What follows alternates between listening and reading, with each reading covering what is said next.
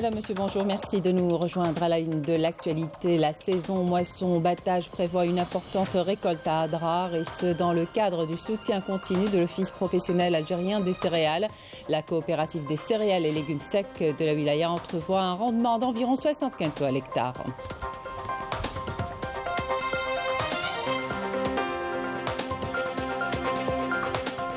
On parlera de la prise en charge des enfants atteints du spectre de l'autisme à travers l'association UFAL, domiciliée en Lorraine et qui a bâti des ponts avec la mère patrie. Plusieurs conventions ont été signées, notamment avec l'hôpital de Cheraga.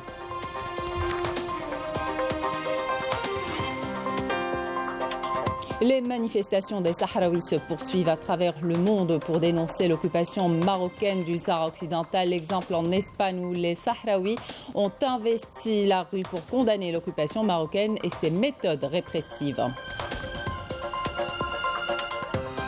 Bienvenue à tous. De nouvelles réactions à la résolution adoptée par le Parlement européen sur la liberté d'expression en Algérie. L'Union interparlementaire arabe réfute catégoriquement la motion du Parlement européen relative à l'Algérie, affirmant qu'il s'agit d'un dérapage grave et d'une énième ingérence dans les affaires internes des pays arabes. L'Union interparlementaire arabe réitère dans le même sillage sa position constante et son soutien indéfectible pour l'Algérie. La coopérative des céréales et légumes secs a pu atteindre une récolte record en céréales cette année dans la wilaya d'Adrar à hauteur de 60 quintaux à l'hectare et ce dans le cadre du soutien continu de l'Office algérien interprofessionnel des céréales. Mohamed Lamine Boutoumi, Mejda Jahmoun.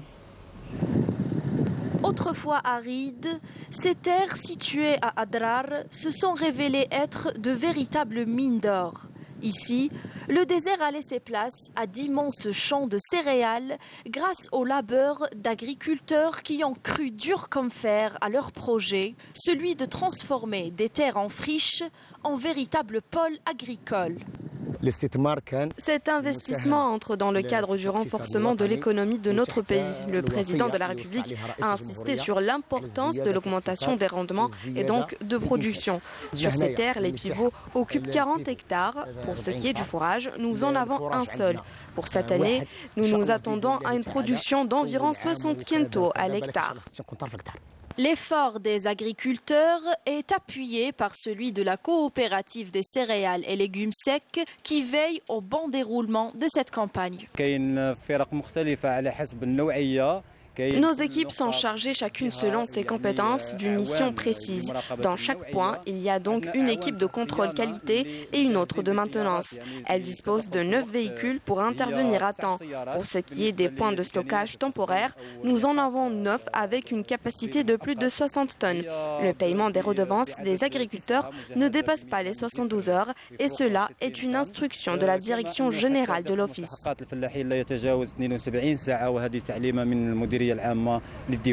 La coopérative des céréales et légumes secs d'Adrar, qui comprend également Timimoun et Insalah, a enregistré, selon les premières statistiques, un excédent en céréales qui sera réorienté vers les wilayas du Nord.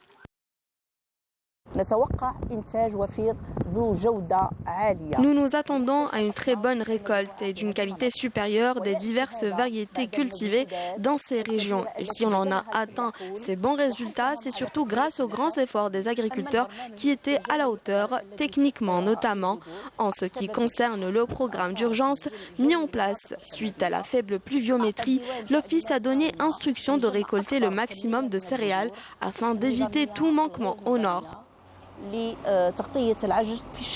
Avec les immenses étendues de terre dont jouit le sud algérien, les quantités de céréales récoltées peuvent doubler, voire même tripler, avec l'accompagnement de ce secteur stratégique qui pourrait garantir une sécurité alimentaire au pays.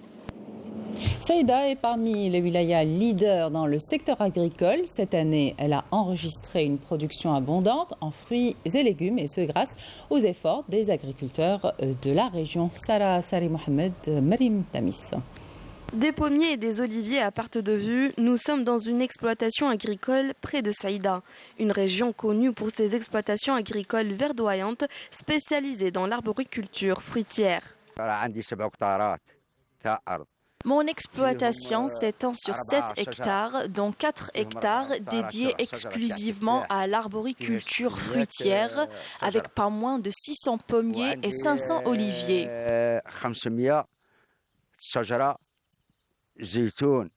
Cela fait presque 10 ans que je travaille ici, une ferme où tout pousse, à l'exemple de l'ail, des fèves, mais aussi des prunes, des pommes ou encore des olives.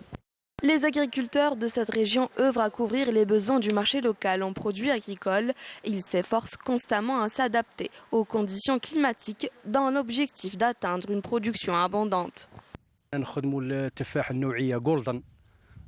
Nous avons plusieurs variétés de pommes telles que la Golden, une pomme qui peut peser jusqu'à 500 grammes. Nous avons aussi l'olive sigoise. Il faut savoir qu'avec 20 kg d'olive, nous pouvons obtenir 14 litres d'huile, quoique la production a diminué à cause du manque d'eau. Malgré les contraintes financières et climatiques, les agriculteurs restent déterminés à cultiver la terre pour contribuer à la sécurité alimentaire. La diaspora algérienne a l'honneur au CIC. Pas moins de 200 participants de tous les secteurs d'activité sont réunis depuis hier pour débattre du rôle des compétences algériennes à l'étranger et les moyens d'en faire des acteurs pour un développement national et durable. Marine Damis. Une soixantaine de chercheurs algériens ont pris part à ce colloque national sous le thème « Les compétences de la diaspora algérienne, pilier d'un développement national global et durable ». Je suis venu ici pour aider mon pays et aider El Kafa'at à faire entendre leur voix. Et on espère que ça donnera des résultats qui seront bénéfiques au pays. On est venu aujourd'hui avec d'autres compétences qui viennent de l'extérieur et pour se réunir avec les compétences locales. Et on essaye en fait de débattre ce qu'on pourrait faire ensemble comme compétences internationales et nationales pour avancer l'Algérie vers l'avant. Une occasion pour se pencher sur plusieurs thèmes d'actualité allant de la sécurité énergétique et environnementale à la transformation numérique ou encore l'intelligence artificielle. C'est une opportunité pour un partage d'expériences à propos de la transformation numérique, de l'IA et de la sécurité alimentaire. Le but principal de ce colloque est de mettre en relation la communauté algérienne établie à l'étranger avec la mère patrie pour leur permettre de contribuer au développement du pays. J'ai une proposition dans l'agriculture durable. J'ai un polymère qui s'appelle le hydrogel. Je n'ai pas pu parler avant sur ce projet. Maintenant, après 10 ans et après 10 ans d'expérience avec mes étudiants, des doctorants et des masters, on a des résultats qu'on a obtenus maintenant. Je peux parler et je peux dire qu'avec ce produit, on peut réduire la quantité d'irrigation jusqu'à 50%. On a des projets dans différents domaines, comme le domaine de notre identité du club, c'est l'électronique. Par exemple, aujourd'hui, on a présenté des drones spécialisés en agriculture et détection d'incendies qui peuvent être des solutions industrielles et des solutions en intelligence artificielle, c'est le domaine de notre cycle, par exemple pour des solutions d'intelligence artificielle. Activant dans différentes disciplines, ces chercheurs représentent pas moins de 17 pays, ont profité de l'occasion pour partager leur expérience et ont répondu à l'appel de la mère patrie, décidés à mettre leurs compétences au service de leur pays. Et puis, il y a aussi cette association algérienne domiciliée en Lorraine qui représente l'exemple même du lien viscéral entre les Algériens d'ici et d'ailleurs. Il s'agit de l'UFAL. Elle est présidée par Rani Abdouche. En plus de la promotion du patrimoine national, l'association travaille sur plusieurs dossiers dans le domaine de la santé, notamment celui du spectre de l'autisme. Une convention a été justement signée entre cette association et le ministère de la Solidarité nationale, des associations locales et l'hôpital en pédopsychiatrie de Cheraga pour une meilleure prise en charge de la maladie. Reportage Philippe Nour. Un mot, un geste, un regard, une interactivité, une expression émotionnelle nécessaire pour ces deux spécialistes de l'hôpital de pédopsychiatrie Mahfoud Boussepsi de Cheraga pour analyser et évaluer le comportement de ce petit garçon. L'espace ouvert il y a moins d'une année est le maillon qui manquait à cette structure pour un bon diagnostic du spectre de l'autisme. Nous avons entrepris il y a quelques années déjà, 5 ans, un partenariat loyal et fidèle avec l'UFAL, présidé par M. Abdouche. Nous avons créé, justement grâce à ce partenariat, la première unité diagnostique et d'évaluation au niveau du service. À partir de 2012, les signatures ont commencé. Il y a eu 2 signatures concomitantes, l'une pour les sourds du Télémli, avec une perspective nationale, et l'autre avec le ministère de la Solidarité, carrément en matière d'autisme, et ensuite avec une association nationale d'ici. Il y avait de la formation en immersion pour des EduxP, même pour des médecins. Il y a des médecins qui sont venus, il y a des éducateurs spécialisés, et puis des résidents. C'est même pas une porte, c'est un portail ouvert sur l'espoir, l'échange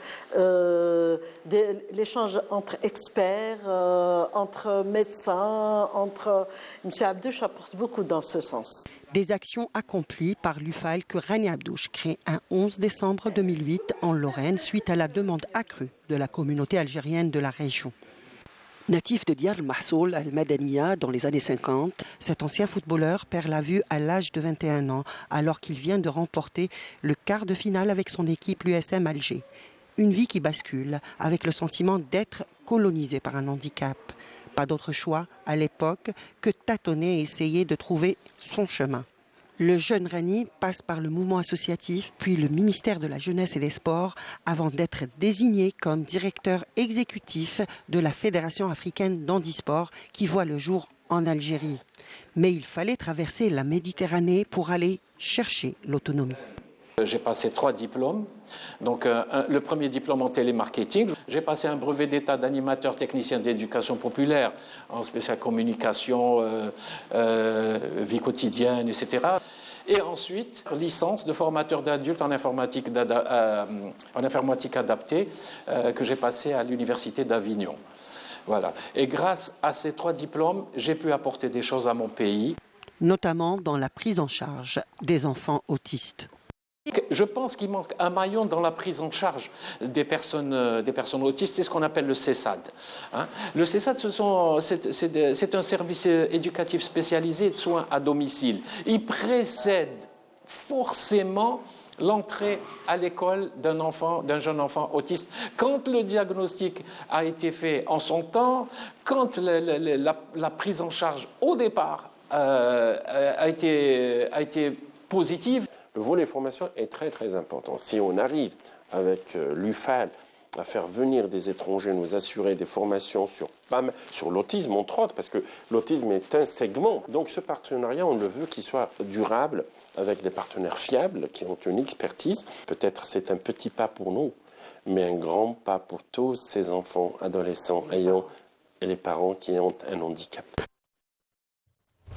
Selon un bulletin météorologique spécial émis par les services de l'Office national de la météorologie, des vents forts souffleront parfois en rafales et réduisant la visibilité affecteront plusieurs wilayas du sud du pays à partir de cet après-midi. Placé au niveau de vigilance orange, ce BMS concerne les wilayas de Timimoun, Adrar, Insalah, El-Mnira, Gardaya, Tougourt, Biskra, El-Mariyar, Ouled, Djelal, El-Oued, Wargla et Ilizi, où les vents souffleront de nord à nord-ouest avec une vitesse en rafale de 60 à 70 km/h, atteignant ou dépassant parfois les 80 km/h, et ce à partir de ce dimanche à midi au lundi à 6 h du matin.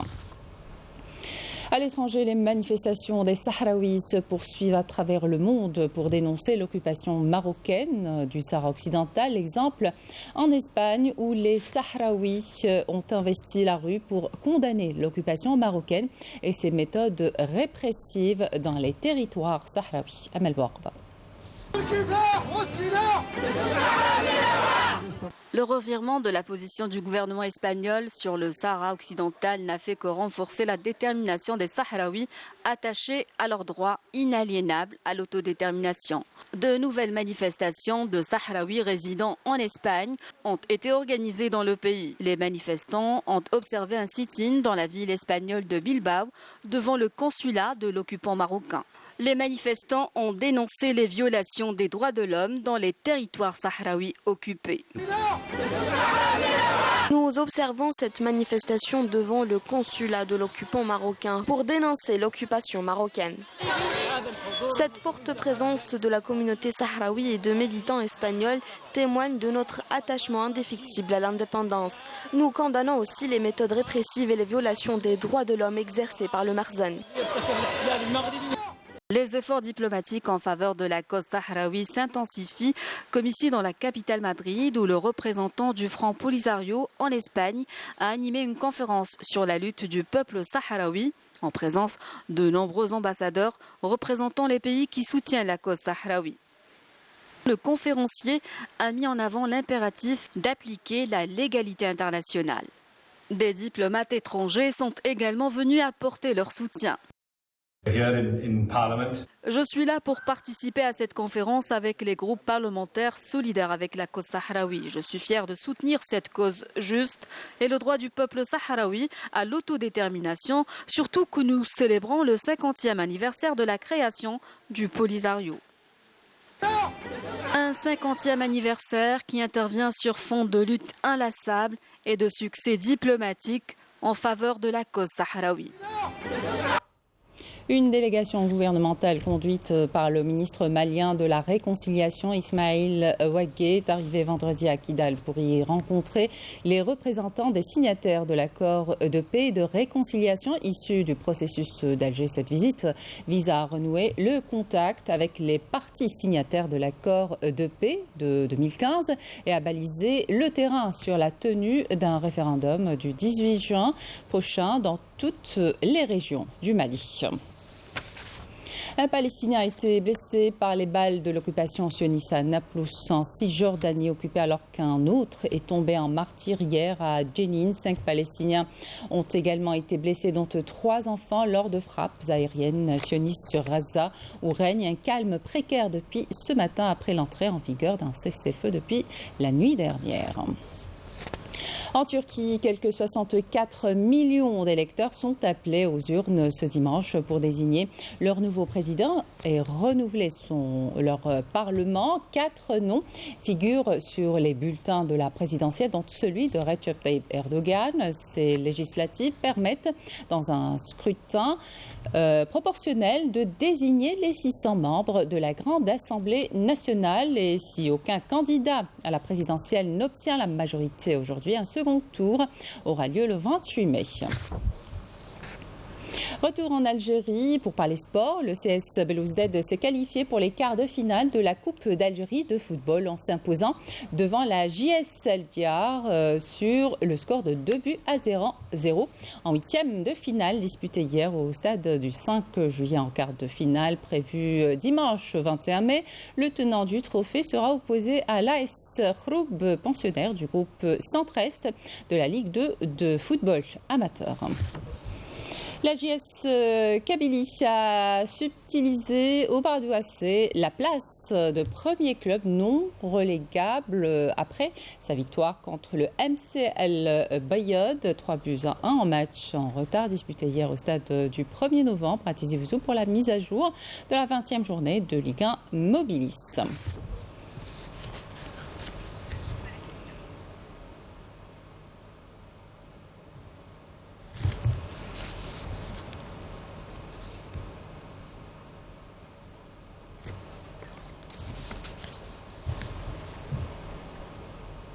Et voici à présent le programme des demi-finales de la 14e édition de la Coupe d'Afrique des Nations 2023 de football des U17 prévue aujourd'hui à Annaba et Constantine. Et vous pourrez suivre les 2 matchs sur la première chaîne de la télévision publique. Par ailleurs, le match de classement jeudi 18 mai au stade 19 mai 1956 à Annaba. Il sera prévu à 20h pour la finale. Elle est prévue pour le vendredi 19 mai au stade Nelson Mandela à Berry à 22h.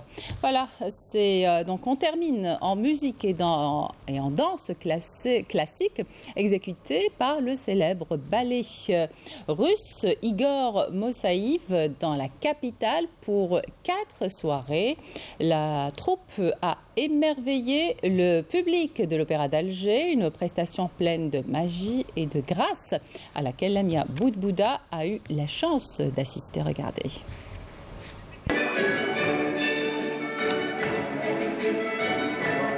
Igor Moïseyev est considéré comme le plus grand chorégraphe de danse traditionnelle du XXe siècle. Le ballet portant son nom a été créé en 1937. Surnommé l'artiste du peuple, il passera une vie entière à sillonner la Russie et le monde pour nous transposer les pas de danse de différentes cultures.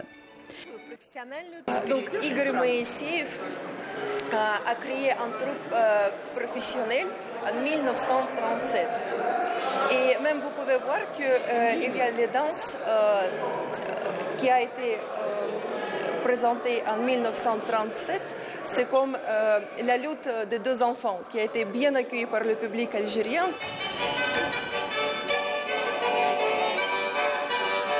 Des tableaux de danse où se sont succédés les danses russes, kalmoques, moldaves, caucasiennes ou même les danses folkloriques argentines et grecques.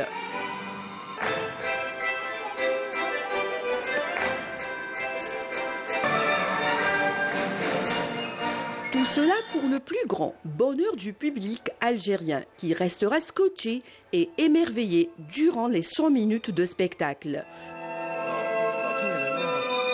شفنا spectacle, écoutez, c'était le ballet, un ballet russe, c'est très très beau, écoutez, beaucoup de créativité, il y avait de très belles chorégraphies, c'était très très beau, écoutez, les événements qui m'aident, inchallah, Le footballeur est un ballet futuriste où un match est joué sur une musique de Victor Oransky.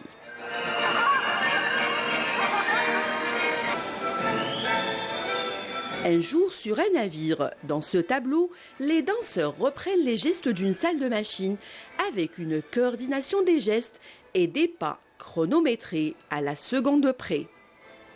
C'était formidable, شفنا la danse تاعهم, les habits, الحوايج اللي كانوا لابسينهم, vraiment c'était formidable. Le ballet Moïseyev nous a fourni une prestation de haute facture. Le temps d'une soirée, il aura été le brillant ambassadeur de la culture russe.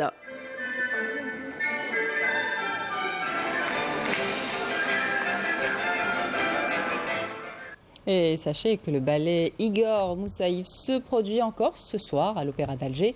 Voilà, c'était la dernière information de cette édition. Merci de votre attention. Tout de suite, les prévisions météo avec Kemel Aribi. Excellente suite de programme sur Canal Algérie.